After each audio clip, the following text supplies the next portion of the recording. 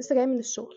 بصراحه مش الشغل، هو انا كنت في الشغل وبعدين رحت كافيه قعدت اذاكر فيه شويه وقعدت اخطط فيه للسنه الجديده وايه الاهداف اللي عايزه تتحقق في السنه الجديده اللي هي 2026. وفي الفيديو ده جاي اتكلم معاكم ازاي بخطط للسنه الجديده. هعمل الفيجن بورد الجديده معاكم بتاعت 2026 وهتكلم معاكم عن الفيجن بورد بتاعت 2025. هي دي الفيجن بورد بتاعت 2025 وهل فعلا الحاجات اللي انا حطاها على الفيجن بورد دي اتحققت ولا لا. هروح اغير هدومي وارجع لكم عشان نقعد نتكلم، وزي ما قلت لكم وزي ما عودتكم في فيديوهات يوم التلات هتكون زي فضفاضه.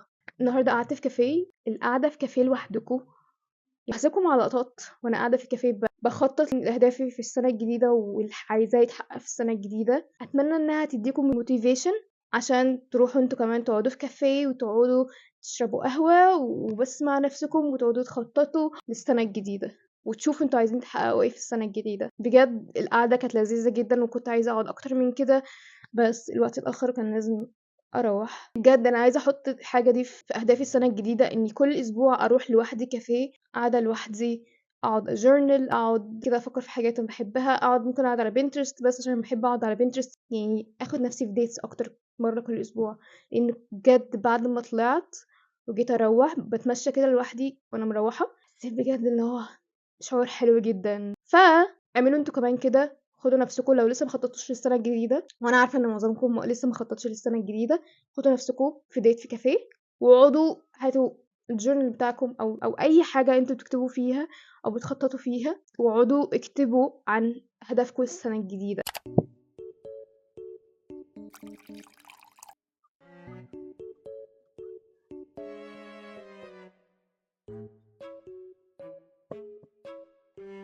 قعدت شويه كتير قوي على ما غيرت لقيت حاجه مريحه بجد اللي هو عماله بدور على اكتر حاجه مريحه لاني عايزه اكون قاعده مرتاحه جدا بكامل راحتي وانا بكلمكم عن الفيجن بورد.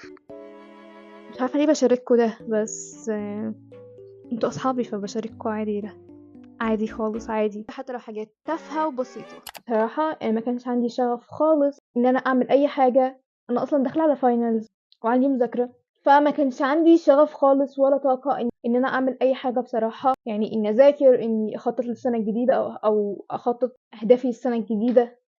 بعدين قلت خليني اغير المكان ممكن احس بشعور احسن ويمكن المكان يجدد لي طاقتي وفعلا ده اللي حصل. انا انبسطت جدا بالقعده هناك مع نفسي. دلوقتي هقول لكم عملت فيجن بورد جديده ازاي.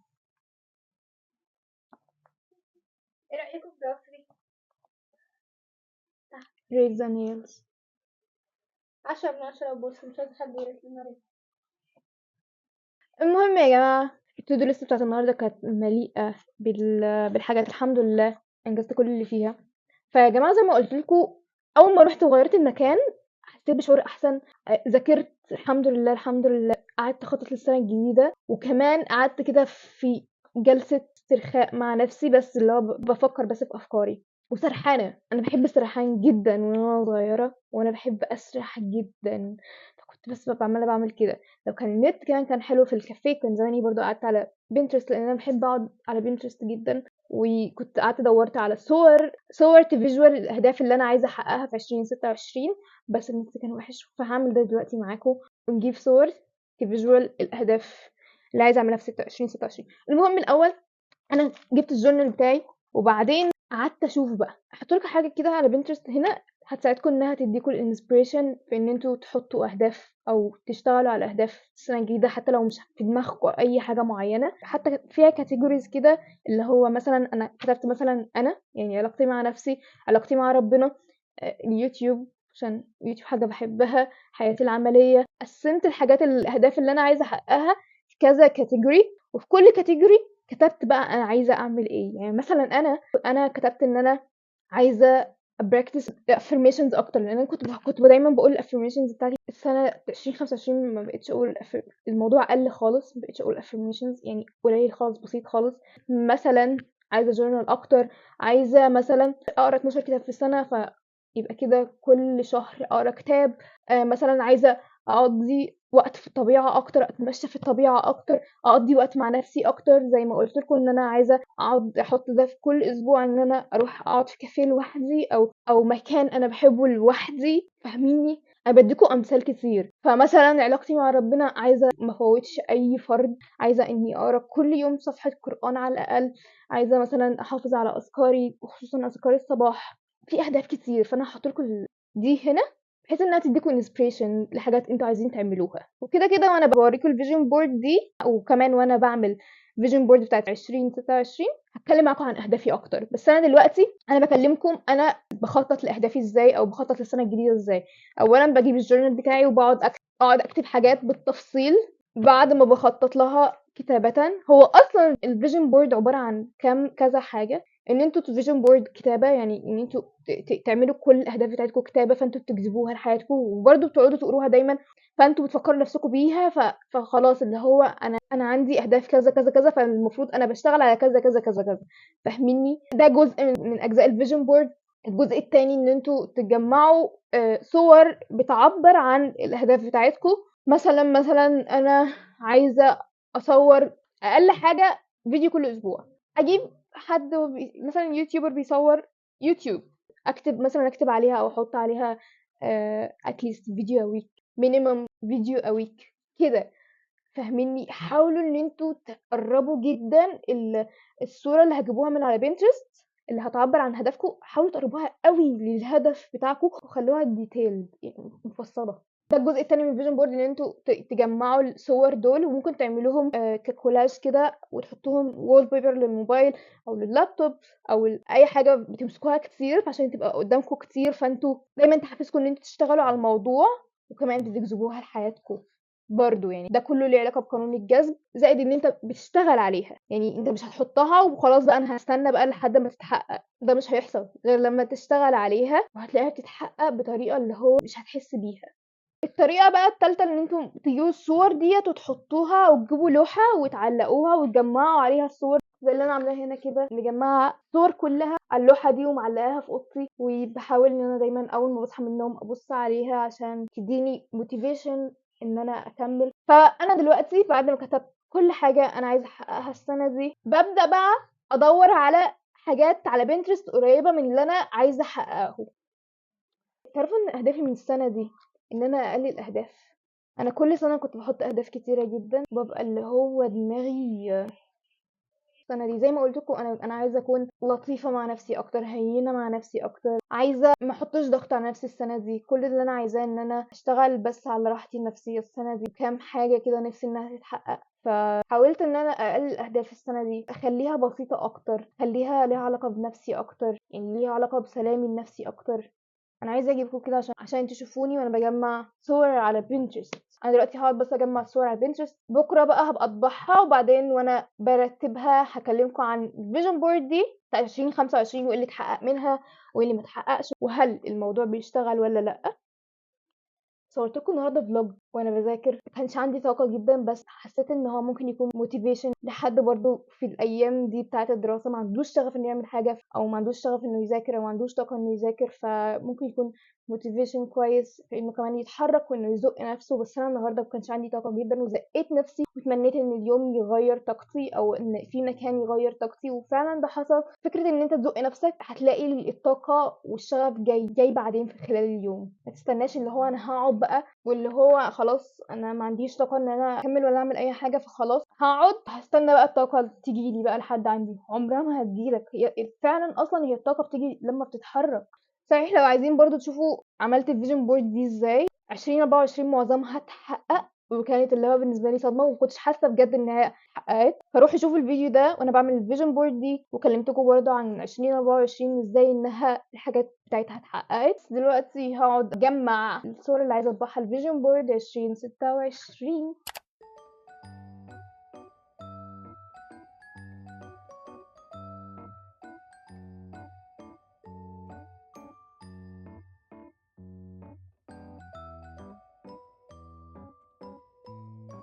ورجعت لكم في يوم تاني بعد ما طبعت الصور اللي هحطها على الفيجن بورد. انا اصلا لسه صاحيه من النوم فباين على وشي، فخليني اقوم اجيب الفيجن بورد عشان نكمل الفيديو. خلينا اتكلم عن حاجه واقول لكم ايه اللي اتحقق وايه اللي ما اتحققش. اول حاجه حطيتها هنا صوره منبهات إني أصحى بدري، والحمد لله السنة دي معظمها أنا كنت باصحى بدري، ده اتحقق الحمد لله. اللي بعدها باحب أوي إن رموشي تكون طويلة، الحمد لله هي رموشي تقيلة وباخاف على رموشي جدًا عشان كده ما باحطش على ماسكارا ولا باقعد أعملها بالlash curler عشان باخاف عليها عشان ما تقعش. هل رموشي طولت؟ آه، بس ما بتبانش غير لما باعمل لها curling عشان تبان. هنا حاطة صورة فلوس، وهنا I'm such a money magnet، في حاجة كمان، وهنا financial freedom. أنا السنة دي كنت عايزة إن هو أكون financially independent، يعني أكون معتمدة على نفسي ماليا. الحمد لله ده حصل الحمد لله. اوكي I'm a magnet for my dreams and goals. أنا كنت حاطاها عشان أحقق كل الأهداف اللي أنا بتمناها وأحلامي، ده الحمد لله في أهداف حققتها وفي أحلام أنا في الطريق ليه، يعني لسه بشتغل عليها. أنا اكتشفت حاجة، الفيجن بورد دي مش ديتيل، باحسها عايمة أوي، يعني مش بتفاصيل التفاصيل، خلي بالكوا برضه لازم تكون detailed عشان تتحقق فعلًا كل التفاصيل. اوكي خلينا نكمل، دي ودي ودي ودي، ده على أساس إن أنا يجيلي مثلًا products كتير واشتري حاجات كتير والحاجات دي كلها، بس الحمد لله السنة دي برضه اشتريت لنفسي حاجات كتير فاتحققت. اوكي إني أشرب 2 لتر مَيّة في اليوم. أنا طول السنة كنت باشرب مَيّة كويس، كنت حريصة جدًا وباشتغل على الموضوع ده كويس، وإن أنا أشرب 2 لتر كل يوم أو قريب من 2 لتر، لكن أول ما جه الشتا ومستوى المَيّة بتاعي قل جدًا، ممكن أشرب مَيّة مرة واحدة بس في اليوم. ده محتاجة أشتغل عليه الفترة الجاية، إني أقرا قرآن ومفوتش صلاة، دي حاجة أساسية. خلينا نخلص الجزء ده عشان نشيله. نعمل self care كتير اللي هو me time وكده، واخد بالي من نفسي وكده، ده اتحقق يعني كنت بعمله لنفسي. هنا إن أعمل جواشة برضه جت فترة كنت منتظمة عليها جدًا وكنت باعملها كل يوم، وجت فترة لأ، حاليًا ما باعملهاش خالص. فيا جماعة زي ما قُلت لكم هو الموضوع معتمد إن أنتم اللي هو هتحطوا صورة وخلاص وأنتم مستنيين إنها تتحقق، لأ هو الموضوع مش بيحصل، أنت تحط صورة بتعبّر عن الهدف وتقعدوا تشتغلوا على الهدف ده لحد ما الهدف ده يحصل. هنا كنت حاطة إني أروح art gallery لإن أنا باحب الart galleries جدًا، كنت عايزة كمان السنة دي أروح art gallery. هل ده حصل؟ ما حصلش. السنة اللي قبلها حصل، يعني كان الموضوع حلو أوي ولذيذ أوي، كنت عايزة أكرر التجربة السنة دي بس ما حصلتش، بس أنا برضه هاحطها على الvision board بتاعتي السنة الجاية اللي هي 2026 هاشتغل على الموضوع ده لإنه يحصل. أوكي فاضل حاجة هنا تاني؟ هنا إني أصور يوتيوب دايمًا. السنة دي الحمد لله حصل progress في القناة، وكنت باصور، يعني السنة دي صورت شوية حلوين lucky girl syndrome I'm so lucky everything works out for me. كنت حاطة دي عشان اللي هو أكون البنت المحظوظة دي اللي هو كل حاجة بتشتغل ليا، كل حاجة ماشية تمام معايا. هل ده بيحصل؟ بُصّوا هي اشتغلت في حتت وحتت لأ، بس اشتغلت في حاجات كتير، يعني بجد ربنا يعني عدّاها معايا في حاجات كتير جدًا. قُلت لكم الshopping يعني خلاص السنة دي عملت shopping حلو، journaling والnow بس كده قاعدة كده اللي هو journaling session، دي journaling ودي journaling عشان كنت عايزة إن أنا أjournal كتير أوي السنة دي. أنا عملت journaling بس مقارنةً برضه بالسنين اللي فاتت، السنة دي أقل سنة أنا أjournal فيها، يمكن برضه عشان انشغلت السنة دي، حصل حاجات كتير، حصل تغييرات، فمبقاش عندي الوقت الكافي إن أنا مثلًا أقعد بس أعمل الوقت ده، إني أقعد بس كده وأقعد بس أjournal وكده، أقعد القعدات بتاعتي دي، بس برضه يعني الحمد لله. أوكي درع اليوتيوب، كل vision board باحط عليه دراية، شوفي من ساعة ما عملت الchannel كل vision board على أمل إن هو ممكن يتحقق في سنة، ودي حاجة بتدل على إن اليوتيوب برضه she's an overachiever cause all she do is succeed. هاقول لكم أنا كنت السنة دي عايزة اللي هو أكون باحقق حاجات كتير، باشتغل حاجات كتير، قُلت لكم الحاجات دي كانت عايمة أوي، يعني الvision board دي عايمة جدًا ما هياش detailed، بس أنا كنت عايزة اللي هو أكون اشتغلت حاجات كتير وحصلت حاجات كتير، وحقيقي يعني البتاعة دي اتحصلت، يعني في حاجات كتير في حياتي السنة دي اتحققت، فكنت عايزة اللي هو أبقى overachiever يعني أحقق حاجات كتير جدًا، مبسوطة أوي، في حاجات كتير بجد حصلت، في حاجات كتير جدًا حصلت، مش زي ما كنت متخيلاها، بس في حاجات كتير حصلت، لإن كمان دي مش detailed، مش اللي هو محددة كل حاجة ومحددة كل تفصيلة. هاوريكم بقى أنا عملت إيه بقى في 2026 عشان تتحقق بالضبط، إني أشتري كتب، وده حصل لإن أنا باحب الكتب جدًا، باحب القراية، باحب منظر الكتب، يعني أنا باحب شكل الكتب. إني أنزل gym نزلت، بس كنت باعمل workout في البيت، والله خير الناكرين. الآية دي معناها إنه ربنا is the best of the planners، يعني هو ربنا أفضل مخطط، إحنا مهما نخطط لحياتنا خليكِ عارفة إن أنا كنت دايمًا باحاول إن أنا أقتنع بالبتاعة دي وأخليها قدامي دايمًا عشان تبقى دي عقليتي، إن مهما حصل هو ربنا اللي كاتب لي الخير، ربنا هو عامل لي أفضل سيناريو، السيناريو اللي أنا باعيش فيه ده أفضل سيناريو ليّا، ربنا بيعمل لي دايمًا الأفضل، فخلاص اتطمني وهدّي، عشان كنت دايمًا لمّا باقعد مثلًا أعمل خطة وما بتمشيش زي ما أنا عايزاها، كنت بابقى اللي هو بقى فالحمد لله بنسبة كبيرة اتغيّر الحمد لله. Allah knows and that should be enough. الجملة دي كنت حاطاها اللي هو إن ربنا عارف، ربنا شايف. انت بتعملي ايه وانت بتحاولي ازاي، فخلاص ده كفايه، ده كفايه بالنسبه لك. الجمله دي بحبها جدا، كانت بتخليني عايشه في راحه شويه، اني اكل اكل صحي. بصوا هو حصل يعني ايام حصلت وايام لا. هو بقول لكم على حسب انتوا اشتغلتوا على الموضوع قد ايه، او حسب ان انتوا الموضوع عندكم مهم قد ايه في ان انتوا تشتغلوا عليه. ما كانتش اهدافي الاولويه بصراحه، فما كنتش مهتمه قوي اني اشتغل عليه جدا عشان يتحقق. clear skin الحمد لله حصل، الحمد لله الحمد لله بشرتي كانت كويسه تمام، إني أجيب درجة كويسة في الجامعة برضه الحمد لله. so lucky everything works out for me. دي كان واحدة كمان lucky girl syndrome، دول كنت حاطاهم عشان ايه، اللي هو أي حاجة أنا أشتغل عليها أو أعملها فتتحقق. اللي هو lucky girl syndrome دي اللي هي متلازمة البنت المحظوظة، اللي كل حاجة بتشتغل ليها، كل حاجة هي بتسعى لها بتتحقق، كل حاجة هي عايزاها بتتحقق. فكنت حاطة دول عشان يحصل معايا كده. زي ما قلت لكم حصل في حاجات وحاجات لأ، بس ممكن أحطهم تاني على الفيجن بورد السنة دي. هنا إن أنا أقعد أذاكر مثلا وأقعد ألتزم بمذاكرتي، وده الحمد لله. كان نفسي إن أنا أقعد أقضي وقت في الطبيعة وأقعد مثلا أجورني في الطبيعة، أو إن أنا ألون، أو إني أقعد أعمل أي أكتيفيتي أنا بحب أعملها. هو ده حصل يعني السنة دي، حصل إن أنا قعدت في أماكن كتير فيها طبيعة، بس ما عملتش جورنالينج أو قريت أو عملت أي أكتيفيتي إن أنا بحبها. بس كنت قاعدة اللي هو كده بصفي ذهني، وقاعدة بتفرج على الطبيعة وبتأمل الطبيعة. دي حاجة كانت حلوة قوي بصراحة. وهنا إن أقعد أعمل editing كتير عشان يوتيوب وكده، الحمد لله حصل بقدر التصوير أكيد، عشان لما بصور لازم أعمل editing، فده الحمد لله حصل. ودي كانت فيجن بورد بتاعت 2025. بصوا أنا طبعت صور.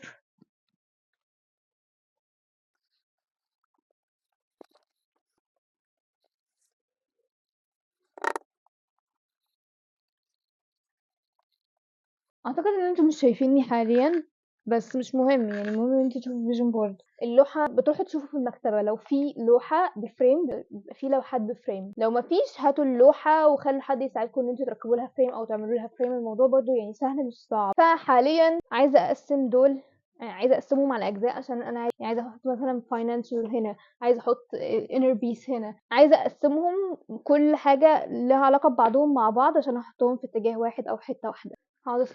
باقعد أسمع مسلسل، وأنا دلوقتي بقيت فاهمة أكتر إن أنا هاعمل إيه. الaffirmations بتاعتي دي هاحطها هنا. سنة 2025 كان نفسي إن أنا أحافظ على الaffirmations بتاعتي، ده ما حصلش في 2025، لكن جه في بالي إن أنا أحطها على الvision board بتاعة 2026، بحيث كل يوم أنا باشوف الvision board بتاعة 2026 أشوف الaffirmations وأقولها الصبح، فتديني إحساس أحسن، تديني شعور أحسن.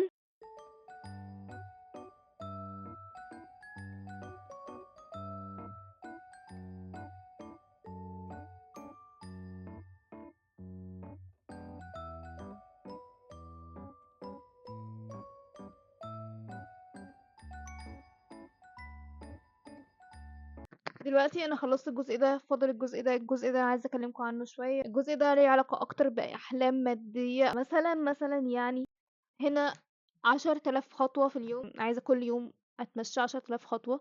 كنت كل مره بحط مثلا صوره جيم، بعدين ادركت ان هو انا والجيم مش احسن حاجه. انا بحب المشي جدا، فقلت خلاص خليني احط 10,000 خطوه في اليوم. حاليا انا شغاله على ده الحمد لله، في ايام بجيب 10,000 وبعدي 10,000، وفي ايام ببقى 8000 7000 مثلا. هنا حد بيفلوج بالدي جي اي، انا السنه دي عايزه اجيب كاميرا دي جي اي. 10,000 مشترك، you have 10,000 subscribers. دي notification بتيجي لما حد يتم مثلا 10,000 مشترك، فانا عايزه اتم 10,000 مشترك على اليوتيوب.